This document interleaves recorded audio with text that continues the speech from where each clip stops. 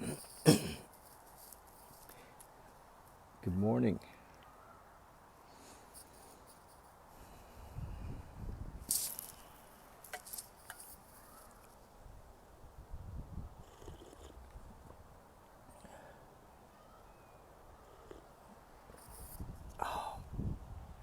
I make the best coffee. Really. It's so I I do. Mm. So what if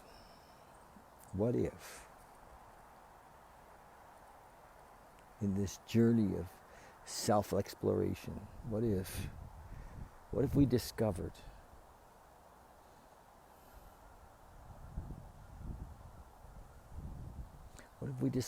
that ego was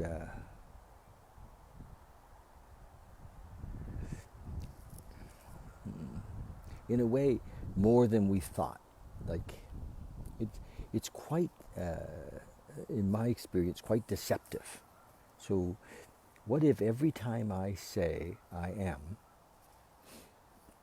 and I'll go through a bunch of them, it's a position, and I am. Let's say, I am sad. I am grieving. I am upset. I am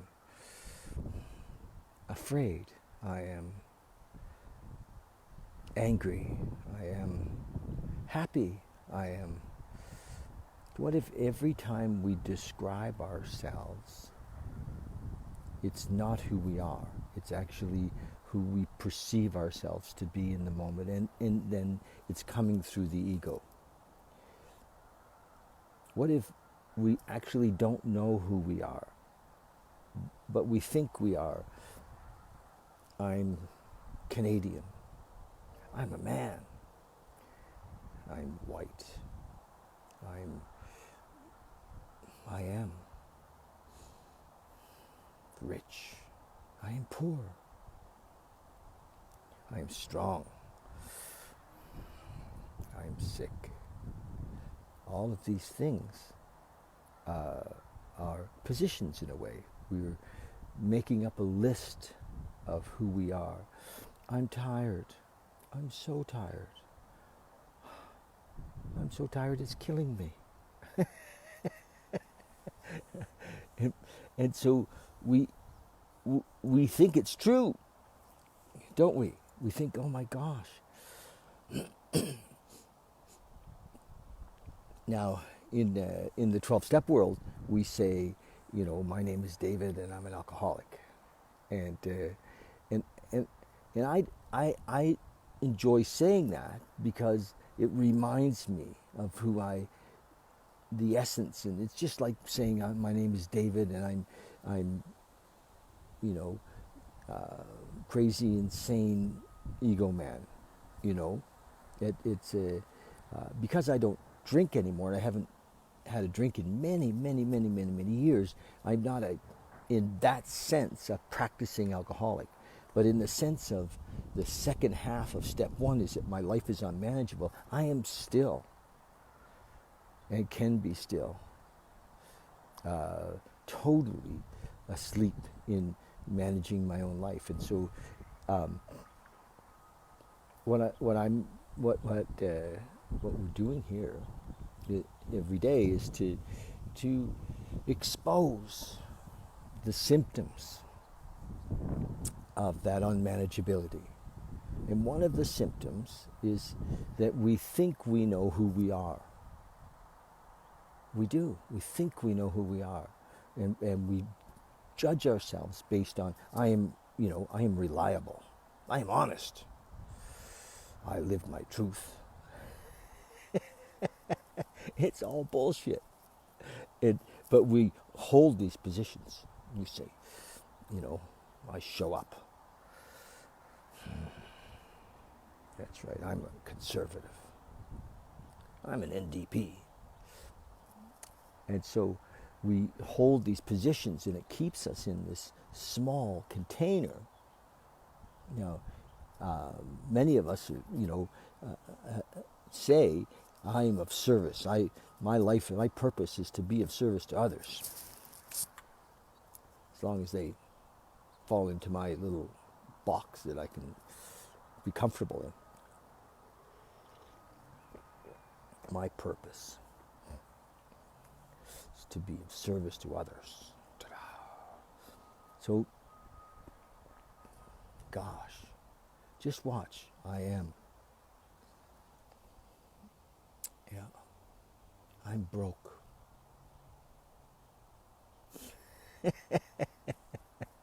Or I am broken. Right? That's right, I'm not healthy. My body's fading away. All of these things, we say them as if they're a fact, and we'll fight for them. So it's ego. That's ego. I like to call ego edging God out. We're in control. Now, if in the 12-step world, if we've gotten the second half of step 1, it tells us over and over again, in the 3 of the first 4 chapters, and all through the book of Alcoholics Anonymous, that we cannot manage our own lives. And from those positions, we live in a world of shoulds, and not only shoulds on ourselves, but we're shoulding on others, and resentment comes out of should, judgment comes out of should. So we separate ourselves, and then we feel sorry for ourselves because nobody loves us. Nobody loves me. Well, it begins with us. We have so much judgment on ourselves and others. How can we possibly be available to feel someone else's love, or our own love, or love of the universe, God's love? And that's what separates us. So watch that. Just watch. Self-realization. Know thyself. This is the deal. Know myself. Ego gets caught up in some way thinking that this isn't as important as work. I got to work. I've been, I'm 36 and I've been, my life is, I got to work. I got to catch up. There's no catching up. There's no behind. Right? It's all a judgment. It's all not true. Okay. So just feel that. Just feel it. Watch it. Now, I believe, this is a belief, but you see if it fits for you, that helping us bust down these belief systems, these walls, it's important to be in the company of people who have that as a priority. So one of the beautiful things about the 12-step world, whether it's NA or CA or SA or GA or NA or AA or all of the A's, the many A's, is that we have community. And in most of the community, people are committed to freedom, to moving through the layers of belief and the tightness that we've lived in, to a freedom, from a self-centered life to a God-centered life. And now we use the term God because we don't know really what else. We don't know really what else to call it. What do we call it? My gosh. The power of now. I love that. I was talking to somebody this morning and who, was going, it was in it, and we just came into the moment, just use this. You guys use this as an exercise. So the self-awareness piece that I just shared is, just tuck that away for now, because where we want to be living is free in the moment. And how do we get into the moment? Prayer. Prayer can help. Thy will, not my will, be done. Guide me and strengthen me. Show me what you'd have me to be. That's a prayer. Take away my fear. Show me what you'd have me to be. Help me to see, others. There's a multitude of prayers and a multitude of ways of being in prayer. But when we're in prayer, we're there. Another way to be present is to. I'm sitting outside, and I have my shoes off, and I have my feet in the grass. Just feel in our body. We can be present through our body, and that brings us into the moment. And we're no longer in our head thinking, what about who's going to pay the rent? All of the stuff. What about my commitments? I'm reliable. And the judgments that we have on ourselves, they just disappear in the moment. This morning, my friend and I, we did, those exercises. We, became present. She was in the kitchen, and I said, look at, be in the kitchen, feel the floor, feel, the coffee pot, just be there. And when we're really here, everything else disappears. We're in the presence of the moment, and in the presence of the moment is God. And it's practice this, it expands. It does, it expands, and we feel it more deeply. And another way to become present in the moment is through our breath. So just feel the breath. Just feel. So if we're conscious of our breath, we're here. There's nothing to do here. It's just be here. Nothing to do here, just be here. And breath will do it. Being in the body, feeling our feet on the floor will do it. Prayer will do it. Service to others will do it.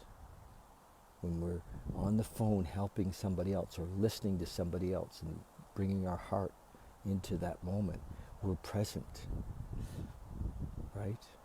So that this is, what I call God consciousness, as opposed to, God-centered as opposed to self-centered, or God consciousness instead of, self-conscious in the sense of, what's wrong or right in my life. So that's it. If you're in recovery, anybody can stop using and drinking. This next piece is learning to live a God-centered life. And God-centered means being here now. Right? The second half of step 1 says we cannot manage our own life. Get that. All the tricks in the world, don't help. Yes, it's nice to find a purpose, to feel this is what I want to do with my life. But it doesn't matter what we're doing, really, as long as we're there. If we're doing something in complaint or doing something in fear, well, we're not really there. It doesn't matter what we're doing. So be here now, no matter what you're doing. Hey, Joseph, nice to see you, my friend. Suzanne, JR, hi, you guys. So I'm going to do this little reading from the book. You never know what it's going to say. What's the date, you guys? Is it like the 12th? I think it is. I think it is. I'm going to go with the 12th. This little book was written in 1954. It's called the 24-Hour Day Book. And it's a beautiful little book. It's called 24 Hours a Day. And it's the fellowship, the 12-step fellowship, was very young at the time. Very young. And 1954 was a different world, too. But this man touches on some beautiful stuff. Every day there's something in here. If we, mine it, if we look through it, something that helps us to see ourselves and to be present in the moment, to find our relationship with the moment, with God. It's all right here. September 12th, thought for the day. It says, what draws a newcomer to the 12 steps to AA and gives him hope? He hears the stories of men and women whose experience tally with his own. So he's looking for where the similarities, not for the differences. He's looking for the similarities. The expression on the faces of the women, that undefined something in the eyes of the men, the stimulating and electric atmosphere of the AA meeting room conspires to let him know that there is haven at last. Haven at last. The very practical approach to his problems, the absence of intolerance of any kind, the informality, the genuine democracy, the uncanny understanding which these people in the 12-step world in AA have is irresistible. And it's a fact. If you get around long enough, you'll see it. It's a unconditional love. Unconditional love. That we know that what we have has saved us from a hopeless state of mind and body, and we know that it can for you as well. So you pick up the tools and work with them. Meditation for the day. If thine eye be single, thy whole body shall be full of light. Isn't that beautiful? I'm going to interpret that. Thine eye be single. So he's talking about focus. And, God-centered. Focus on being here now. Nothing, absolutely nothing is missing in this moment. And that's the singleness of the moment. Nothing is missing. Look at. For me, sitting in my backyard.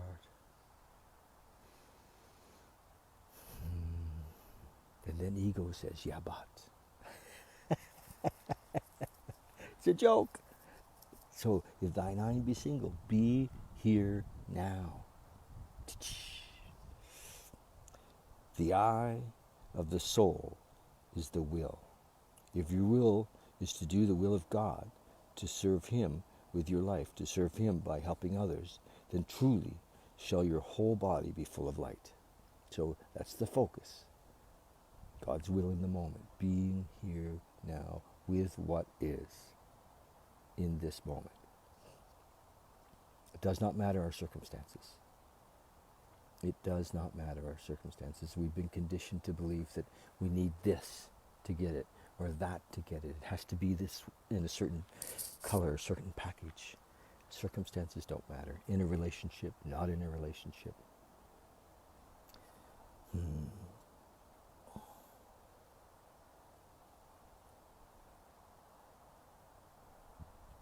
The important thing is to strive that your will be attuned to the will of God, a single eye to God's purpose, desiring nothing less than that His purposes be fulfilled. Try to look at all things. Let's try that again. Let's do this again. Seek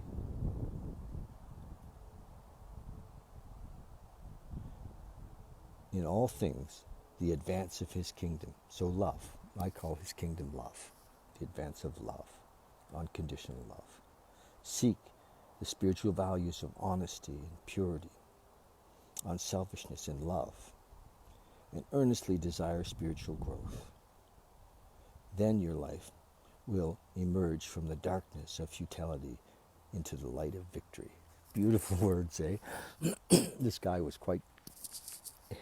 he really wrote some nice stuff back in 1954, before most of us were born. Prayer for the day. I pray that my eye be single. I pray that my life be lived in the light of the best that I know. So, sometimes we're called to serve in a way we didn't imagine. And we let our old commitments, we get hung by our old commitments. We do. So just always check in to see if the commitment you made years ago is still appropriate. Look. We can always change our mind. We might have said, and My friend and I were talking about this morning. You know, I'll be at your party on Saturday night, and then, you know, do we go, even if the energy shifted, even if we know that it's not appropriate, or even if we know that something else needs to be done? No, we don't. We follow the truth in the moment. We tune in to what needs to be. So we can be hung by our commitments. I was sharing a story this morning with my friend that, you know, when my business closed last year, I was so, you know, and was what a growth moment for me. It was just like a breakthrough. You know, I was living in the store because there was no way that I wasn't going to pay back my debts, and that I wasn't going to, you know, fulfill my commitments. And I was so, you know, it was, and it was painful. It was really painful, you know, and I just had to look at it and say, wow, okay, I finally had to surrender and say, well, maybe that isn't the way. Maybe that isn't the way. Because I had an idea that life was supposed to unfold a certain way, I was hooked to that idea, to that concept, and that was ego, totally. So whatever it is that you're hooked on, remember to check in on a regular basis. Check in. It might be a relationship. It might be a relationship, you know, that you know, because you said till death do us part. Well, you know, we don't know what needs to happen. We don't know what's appropriate. So let's just always tune in and be, you know, free to live God's will in our lives. That's all. Okay, you guys, thanks so much. I got off on a bit of a tangent. Love you, love you, love you.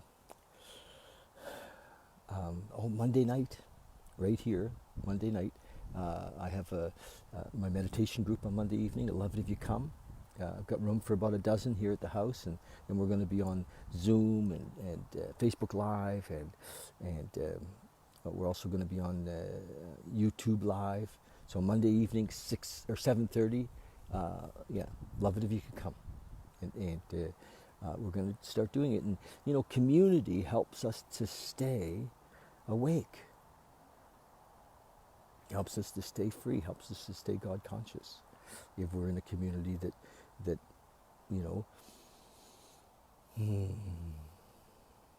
has that as a vision, and that's the community that, you know, I'm part of, and the community that I hope to help create around myself in this moment, and always staying tuned in to see if something else wants to happen.